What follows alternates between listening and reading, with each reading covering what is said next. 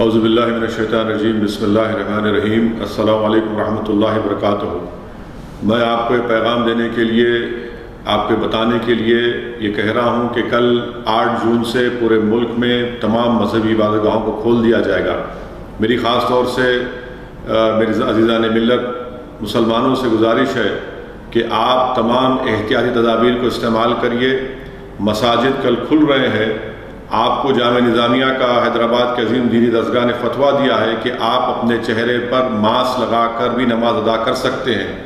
فتویٰ یہ بھی ہے کہ وائرس ختم ہونے تک آپ کو مساجد میں سوشل ڈسٹینسنگ کو اختیار کرنا پڑے گا، یعنی ہمیشہ کی طرح ہم کندھے سے کندھا ملا کر سب بنا کر نماز نہیں پڑھ سکیں گے، کیونکہ وائرس ہے۔ دوری بنا کر رکھیے اور نماز اپنی ادا کرتے رہیے۔ تیسری بات یہ ہے کہ آپ تمام کو یہ بتا رہا ہوں کہ آپ اپنے گھر سے وضو کر کے جائیے، اپنے گھر سے جانماز کو لے کر جائیے۔ میری مساجد کمیٹی سے یہ ادباً گزارش ہے، پرزور اپیل ہے کہ آپ مساجد میں بیت الخلاء کو بند رکھیے، وضو کا پانی کا انتظام مت کریے، اور آپ کو یہ تمام احتیاطی تدابیر کو استعمال کرنا بہت ضروری ہے۔ وطن عزیز میں یہ وائرس بہت تیزی سے بڑھ رہا ہے۔ اب تک 2,36,000 لوگ اس وائرس کا شکار ہو چکے ہیں۔ دوستو ایسی ہی مزید خبروں کے لیے ہمارے چینل اشاعت الاسلام جس میں بزرگ بھی شامل ہیں، خواتین بھی شامل ہیں، نوجوان بھی ہیں، بچے بھی شامل ہیں، ان کی موت ہوئی ہے۔